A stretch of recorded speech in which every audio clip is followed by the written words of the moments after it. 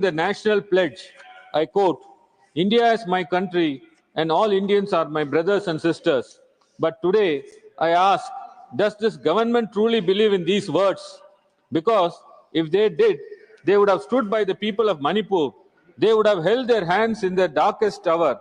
They would have wiped their tears, rebuilt their homes, and restored their dignity. But what did they do instead? They abandoned them, they ditched them, they let down the people during the hard times.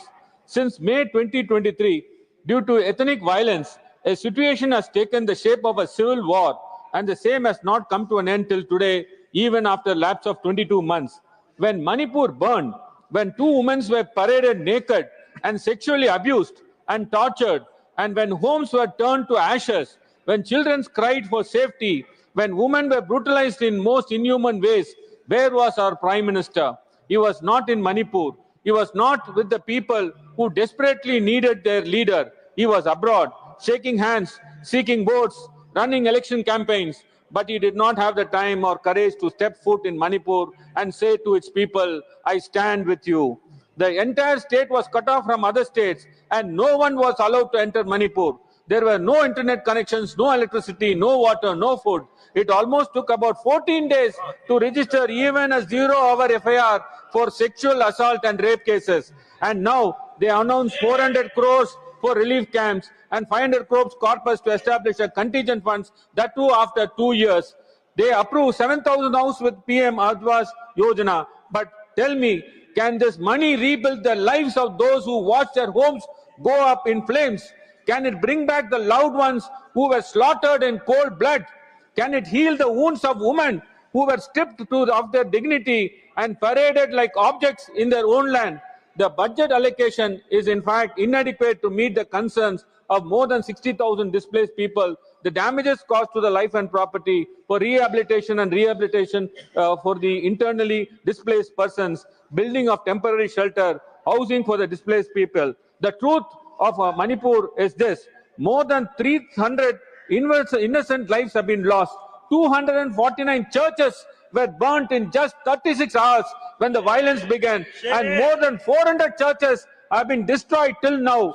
The estimated total damage is a staggering 20,000 crore, a sum of greater than the meager aid being handed out as a mere formality. The violence hit Manipur as one of the highest rates of inflation and unemployment. There is a growing level of restlessness and poverty. And unless economic expands, none of these issues can be addressed. Bluster will not solve Manipur's pain. Mere acknowledgement will not heal its wounds. If you truly want peace in Manipur, then listen to the people of Manipur, not in closed-door meetings, not in bureaucratic reports, but on the ground, in the streets, in their homes, amid the grief. Listen to their aspiration, their fears, their anguish. If you truly want peace, then have the courage to face the truth, however inconvenient it may be. And let it be clear that this is not just a crime against the people of Manipur. It is a crime against the humanity, against the very fabric of our nation. It is certainly not okay for a government that chants, Beti Bachao, Beti Padho, that is, save the girl child, educate the girl child, to remain silent when the daughters of Manipur are being brutalized, raped and tortured. This is not just a story of the one just woman. This is not just a tragedy of one state. It is a stain on our national soul. I would like to remind Madam Finance Minister that rupee note, the word rubai is there. The rupee note, the word rubai is there. I will show that. Therefore, there is nothing wrong in using the Tamil word ru in our budget.